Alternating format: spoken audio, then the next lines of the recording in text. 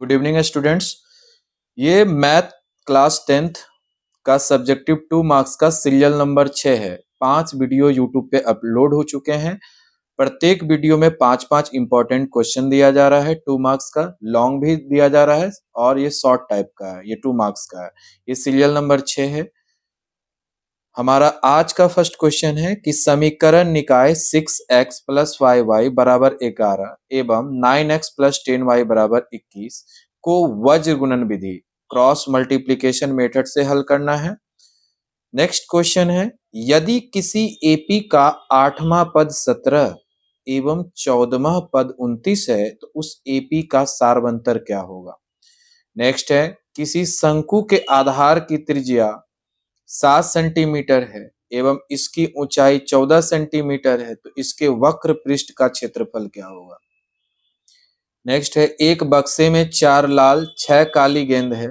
बक्से में से एक गेंद यादृच्छा निकाला जाता है तो इसके काले गेंद होने की प्रायिकता ज्ञात करें।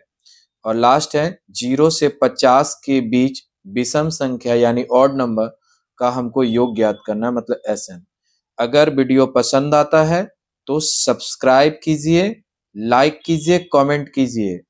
ओके, ध्यान रखिए इस चीज को कि सब्सक्राइब कर देना है, क्योंकि फिर नेक्स्ट वीडियो जो आएगा उसका आपको नोटिफिकेशन आपके मोबाइल पे आ जाएगा। तो हम अब सवाल को सॉल्व करते हैं पहले वज्र गुणन विधि से।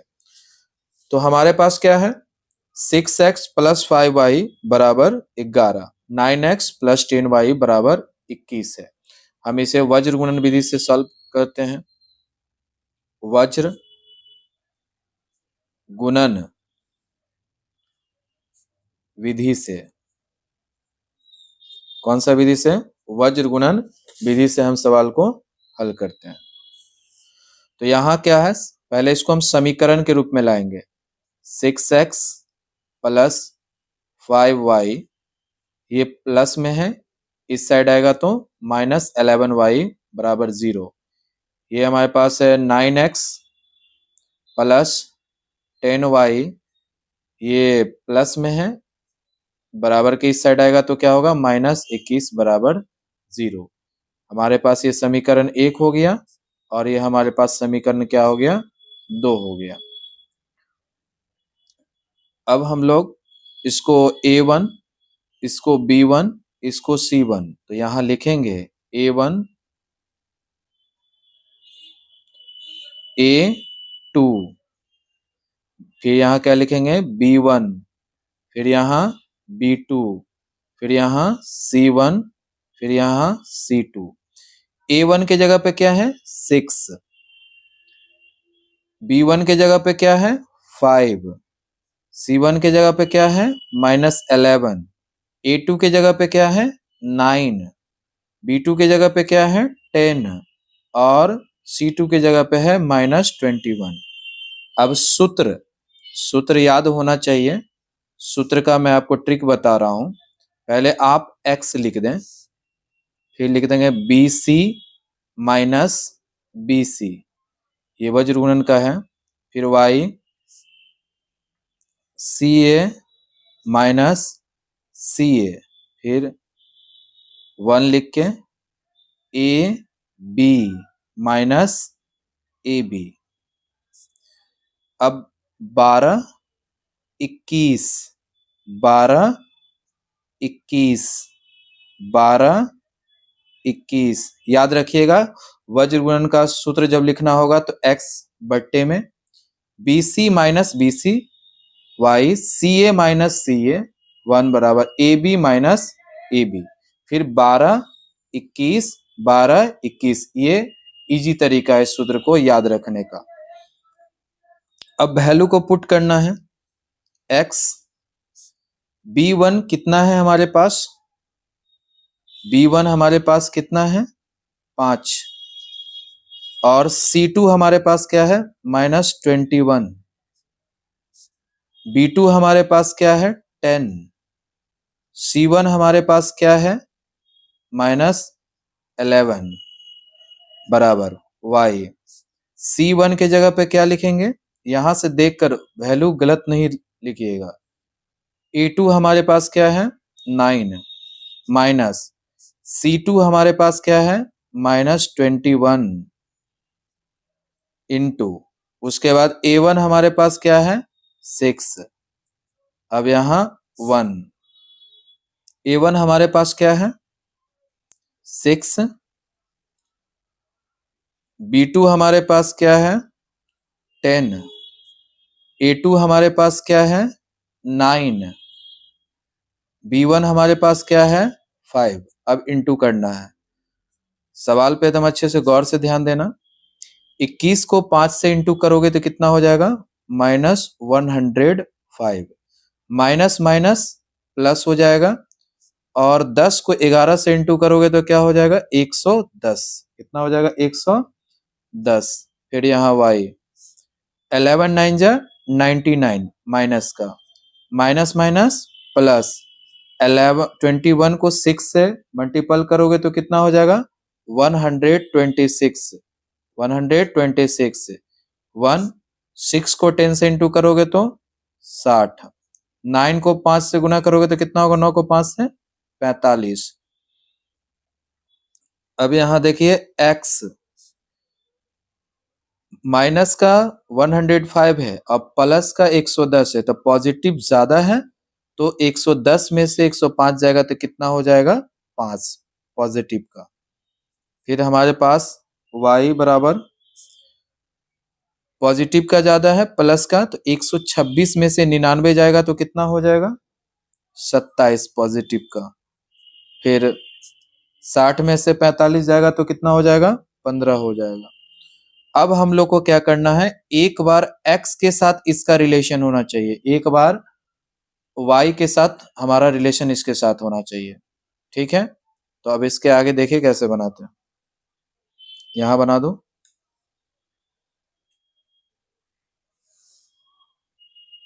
इसके आगे देखिए, x बाई 5 बराबर 1/15। x को 15 से इंटू करोगे तो क्या होगा, 15x, और यहाँ पे 5। x बराबर क्या हो जाएगा, यहाँ 5, ये मल्टीपल में है, इधर जाके क्या बन जाएगा, डिवाइड। 5 1 जा 5, 5 3 जा 15। x को 1/15 के साथ रिलेट कर दिए। अब हम जो है ना y को, y/27 को 1/15 के साथ रिलेट करेंगे। तो 15 को y से गुना करेंगे तो क्या होगा, 15y, और 27 को 1 से करेंगे तो क्या होगा, 27। यहाँ y बराबर क्या हो जाएगा, 27। ये गुना में है, उस साइड जाएगा तो क्या होगा, भाग। अब इसको हम काटेंगे तो कितना से काट सकते हैं, 3 से, 3 पंचे 15, 9। तो हमारे पास क्या आ गया, x बराबर 1/3, और y बराबर हमारे पास क्या आ गया है, 9/5। ये हमारे पास आंसर हो गया। उम्मीद करते हैं ये क्वेश्चन आपको समझ में आ गया होगा। वज्र गुणन का बहुत इजी तरीका से हम आपको समझाए हैं। अब हम नेक्स्ट क्वेश्चन करते हैं। अब हमारे पास नेक्स्ट क्वेश्चन क्या है कि यदि किसी एपी का 8वां पद 17 है, तो 8वां पद मतलब ए का 8वां पद 17 है और 14 पद जो है ना 29 है, तो उस एपी का सारवंतर ज्ञात करना है। तो इस क्वेश्चन को हम लोग सॉल्व करते हैं।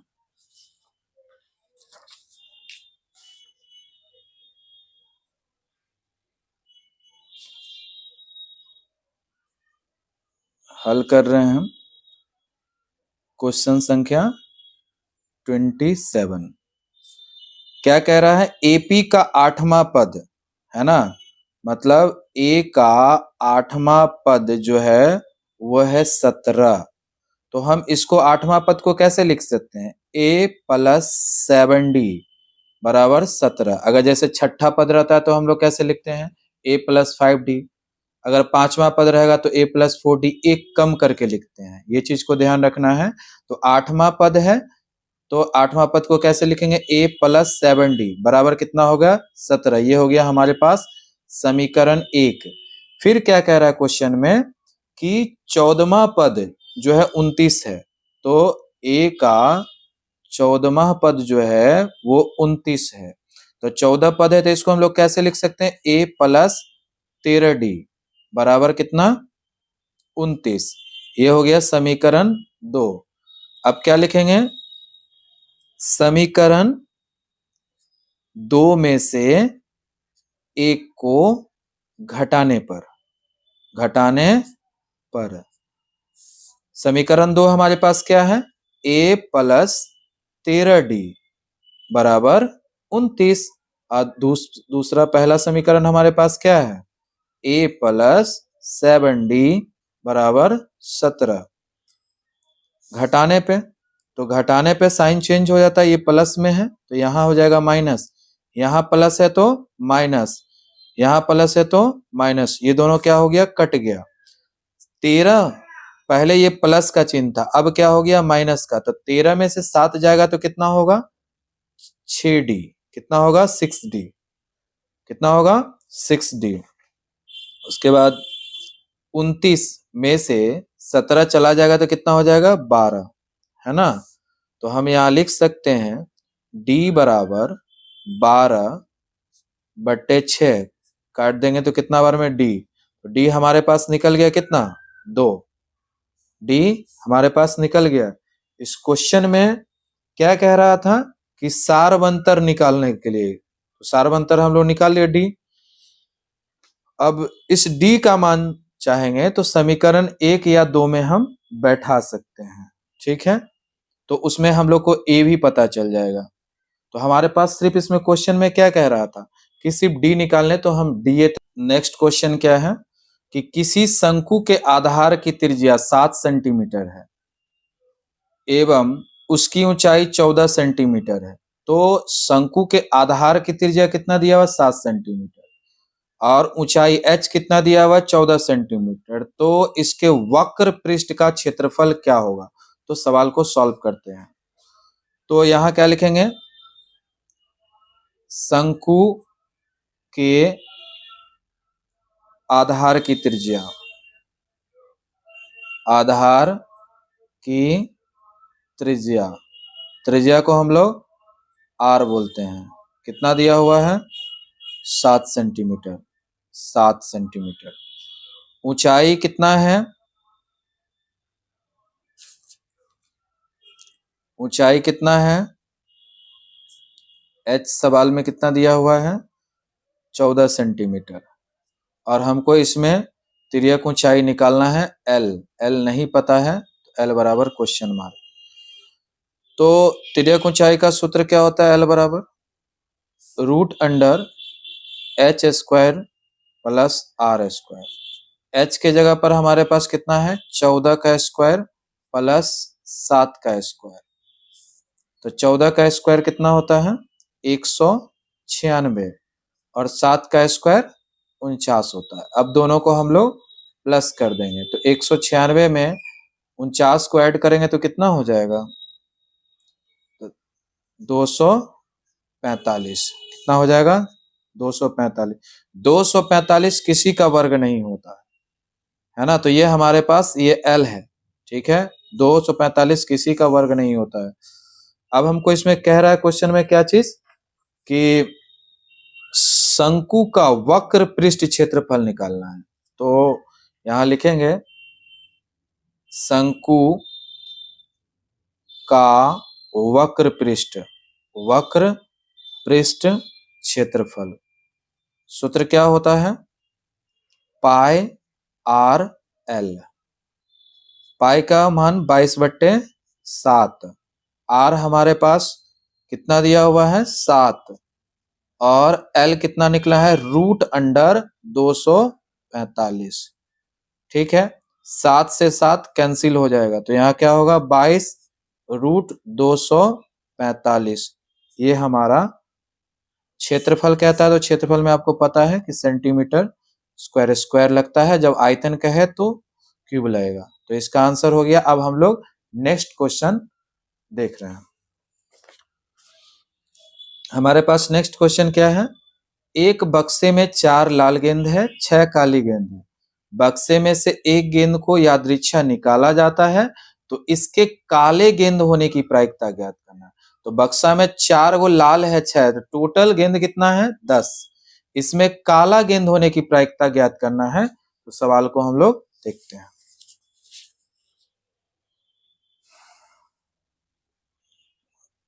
क्वेश्चन नंबर हमारे पास है 29।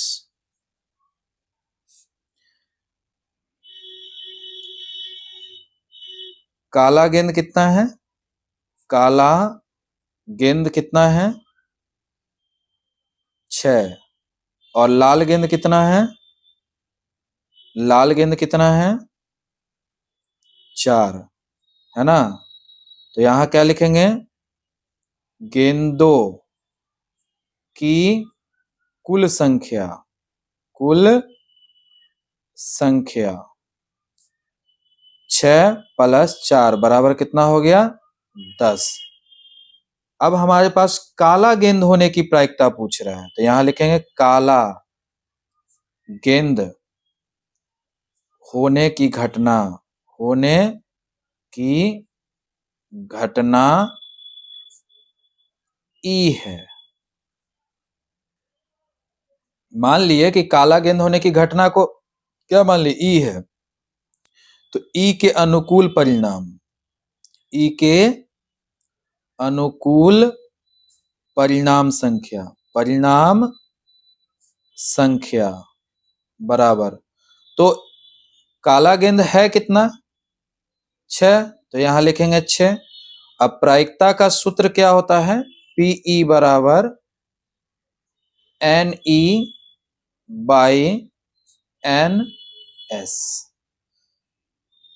P बराबर हमारे पास कितना है काला गेंद? 6।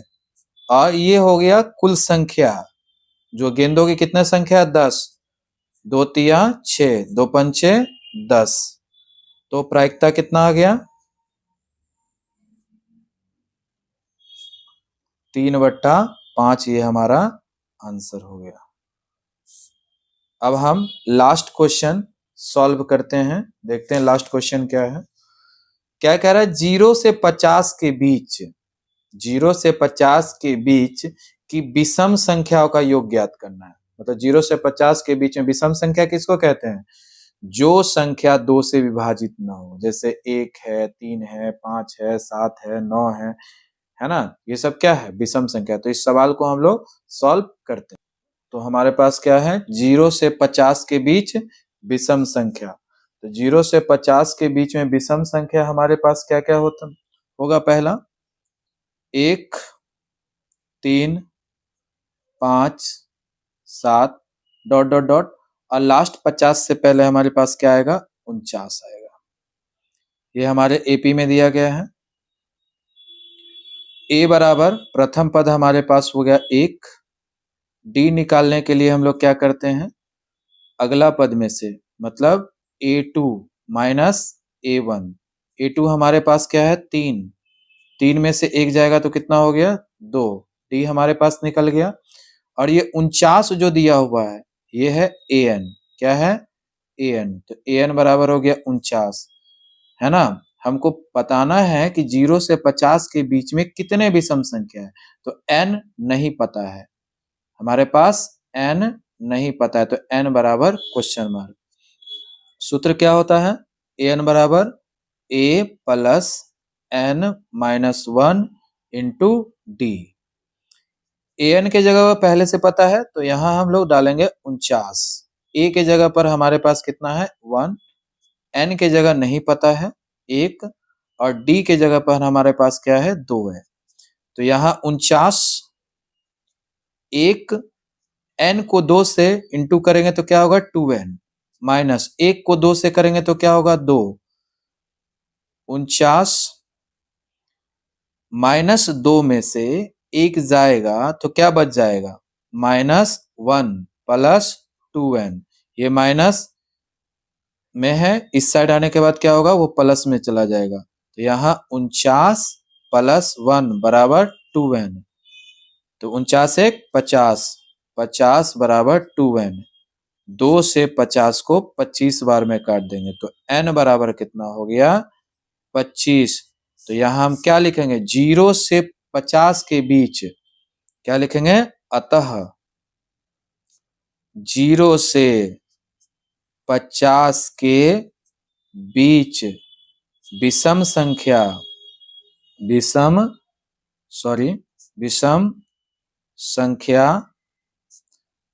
25 होगा। 25 होगा। तो हमारे पास ये इसका भी आंसर निकल गया, ये खत्म हो गया।